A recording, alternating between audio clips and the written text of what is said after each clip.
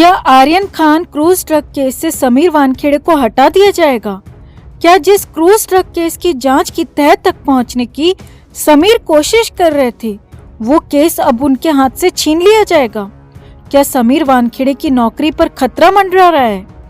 पिछले 3 दिन से जिस तरह से समीर वानखेड़े के खिलाफ माहौल बनाया जा रहा है, उससे ये सवाल हर किसी के मन में उठ रहे हैं, क्योंकि वो समीर वानखेड़े जिन्हें आर्यन खान के हाई कोर्ट में होने वाली बेल की सुनवाई की तैयारी में मुंबई के एनसीबी ऑफिस में होना चाहिए था, वो उस समय दिल्ली में अपने ऊपर लगी फिरौती और फर्जीवाड़े की सफाइयां दे रहे थे।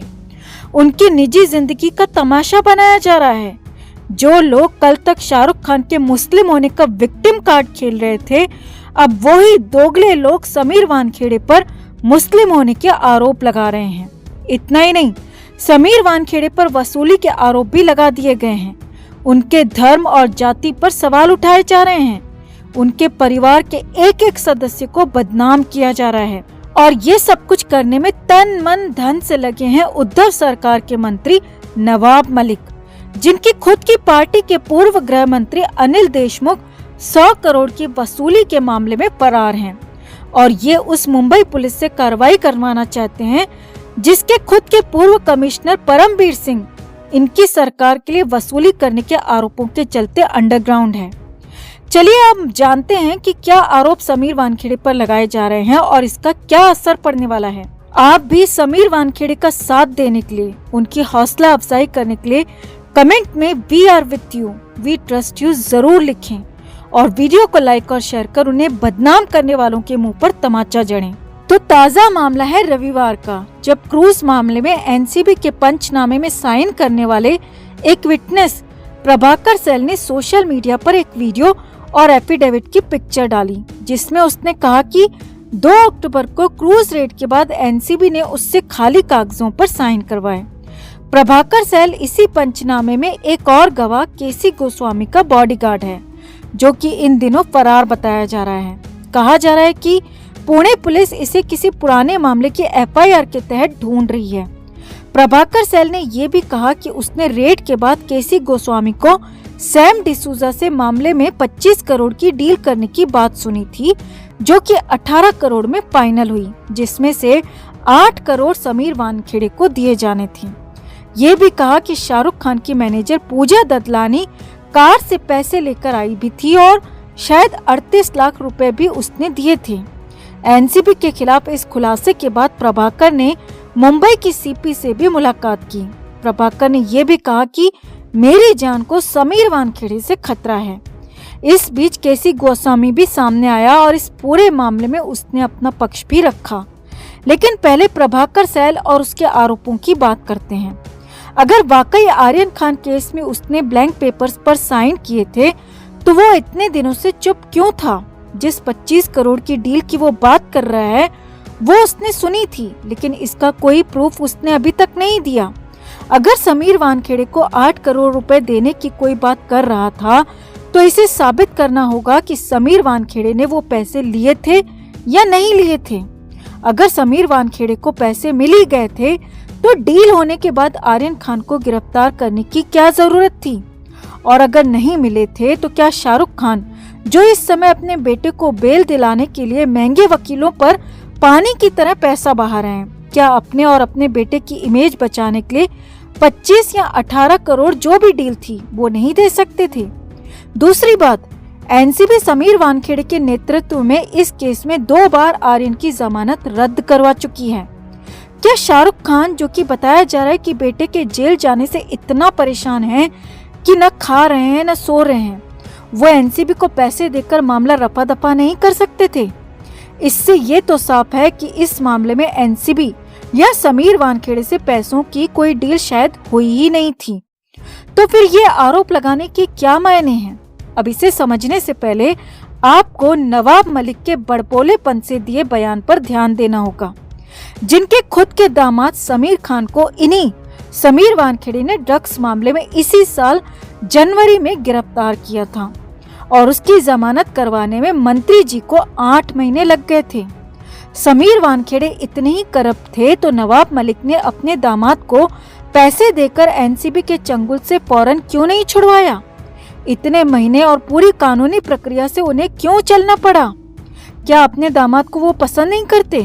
खैर, सच तो ये है कि नवाब मलिक इसी के बाद से समीर वानखेड़े को घेरने का मौका ढूंढ रहे थे और आर्यन खान की गिरफ्तारी में बदला लेने का मौका दिखाई दिया तो ये कूद पड़े। एनसीबी की ड्रग्स के खिलाफ कार्रवाई और बॉलीवुड पर शिकंजा कसने से महाराष्ट्र की उद्धव सरकार भी पिछले 1 साल से बेहद परेशान है। तभी तो उद्धव ठाकरे से लेकर संजय राउत तक बार बार कहते हैं कि एनसीबी महाराष्ट्र और बॉलीवुड को बदनाम करने के लिए कार्रवाई कर रही है। उन्हें इससे कोई मतलब नहीं कि वो ड्रग्स का सफाया कर रही है। तो ऐसे में नवाब मलिक को सरकार का साथ न मिला हो, ये तो शायद हो ही नहीं सकता। नवाब मलिक ने पहले रेड को फर्जी बताया, लेकिन इस आरोप में कोई दम नहीं था तो कुछ हुआ नहीं। फिर समीर वानखेड़े के मालदीव और दुबई ट्रिप पर सवाल उठाया और कहा कि ये वहां बॉलीवुड स्टार से वसूली करने गए थे। तो समीर वानखेड़े ने पासपोर्ट चेक करने को कह दिया और मालदीव तो वो अधिकारियों से परमिशन लेकर गए थे, ये भी वो दिखा चुके हैं, बता चुके हैं। और दुबई वो कभी गए ही नहीं, इसके सबूत भी उनके पास हैं। तो नवाब मलिक ने फिर मुंह की खाई और सोशल मीडिया पर गालियां पड़ी सो अलग। इसके बाद नवाब मलिक ने वो गलती कर दी जो उन्होंने अर्नब केस में की थी, यानी अपनी स्क्रिप्ट और उसका क्लाइमेक्स उसके एग्जीक्यूट करने से पहले ही बता दिया। जैसे अर्नब के लिए कहा था कि वो पागल हो जाएगा और आत्महत्या कर लेगा, जिसके बाद अर्नब के घर पर वसूली गैंग की पुलिस पहुंची थी।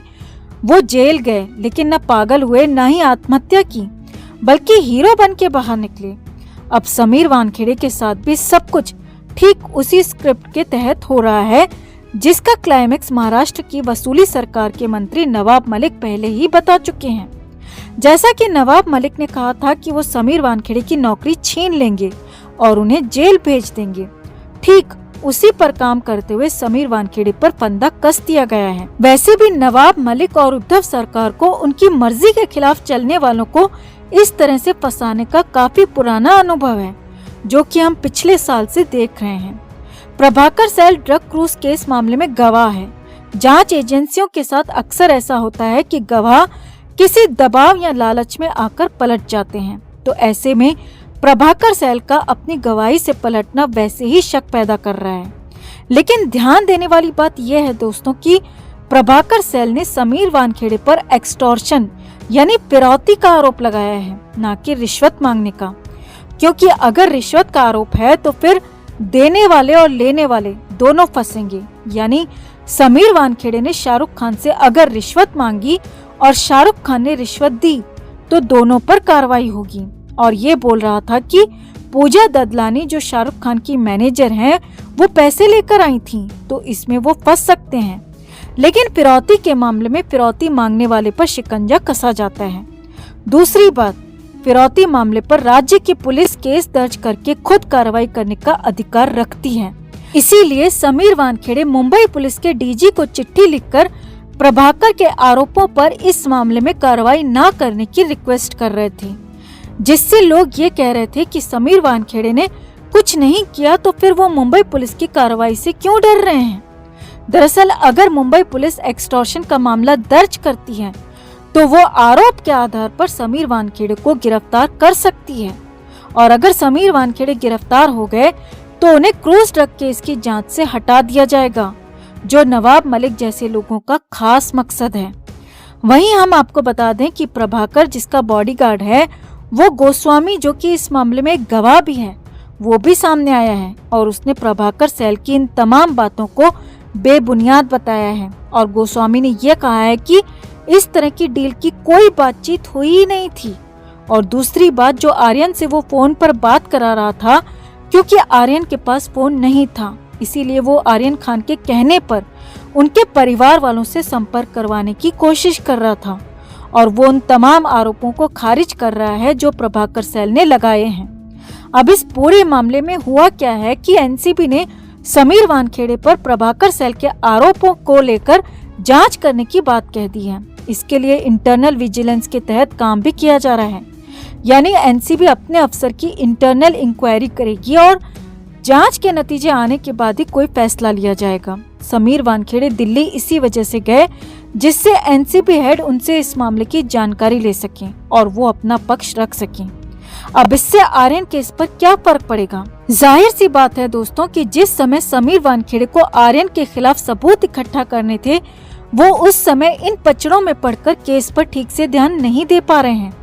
जिस अनन्या पांडे को 2 बार लेट आने पर समीर वानखेड़े ने झाड़ लगा दी, वो तीसरी बार एनसीबी दफ्तर में पेश ही नहीं हुई सोमवार को, जबकि उससे मिलने वाले सबूत आर्यन की हाईकोर्ट बेल की सुनवाई में काफी अहम साबित हो सकते थे।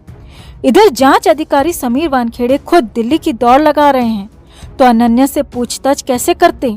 अनन्या को अब अगली तारीख के लिए समन भेजा जाएगा, यानी आर्यन खान की बॉम्बे हाईकोर्ट में बेल की सुनवाई से ठीक पहले समीर वानखेड़े की ईमानदारी, कार्रवाई, नियत, अतीत, वर्तमान सब कुछ सवालों के घेरे में खड़े कर दिए गए। अब सवाल ये नहीं उठ रहा कि आर्यन खान ड्रग केस में किसकी क्या भूमिका है। सवाल ये उठ रहे हैं कि क्या समीर वानखेड़े एक फर्जी व्यक्ति हैं? उनके पिता हिंदू हैं या मुसलमान? उनके बर्थ सर्टिफिकेट में धर्म क्या है? वो किस जाति से हैं? उनकी पहली बीवी कौन थी जिसका क्रूज ड्रग केस से कोई लेना देना ही नहीं है? दोस्तों, इसका सीधा मतलब समीर वानखेड़े की इमेज खराब करना है। पिछले 1 साल में उनके खिलाफ की गई कार्रवाई को ताक पर रख दिया गया है, जिसमें एक धड़ा समीर वानखेड़े के साथ इस वक्त खड़ा हुआ है और दूसरा उनके खिलाफ। देश का हर वो व्यक्ति जो ड्रग्स के खिलाफ है वो समीर वानखेड़े के साथ है। मुंबई के रिटायर्ड आर्मी एसोसिएशन के 3 लाख लोग समीर वानखेड़े के साथ खड़े हैं। जिन घरों को ड्रग्स के श्राप ने बर्बाद कर दिया है वो समीर वानखेड़े के साथ हैं। जिन्हें लगता है कि ईमानदार अफसर सिर्फ फिल्मों और कहानियों में नहीं होते, वो समीर वानखेड़े के साथ हैं। और दूसरी तरफ वो हैं जो ड्रग माफियाओं को बचाने के लिए अपनी आने वाली नस्लों को कुर्बान करने के लिए तैयार हैं, जिसमें राजनेताओं से लेकर पीआर, मीडिया और बॉलीवुड का गैंग भी शामिल है, जिनके नाम बताने की अब तो शायद जरूरत भी नहीं है, क्योंकि वो सभी जानते हैं और वो एक्सपोज भी हो चुके हैं। देखना यह है कि समीर वानखेड़े का साथ उनका खुद का डिपार्टमेंट यानी एनसीबी किस तरह से देती है, और जो तमाम सवाल समीर वानखेड़े पर उठाए जा रहे हैं उसका जवाब समीर वानखेड़े कितनी मजबूती से देते हैं।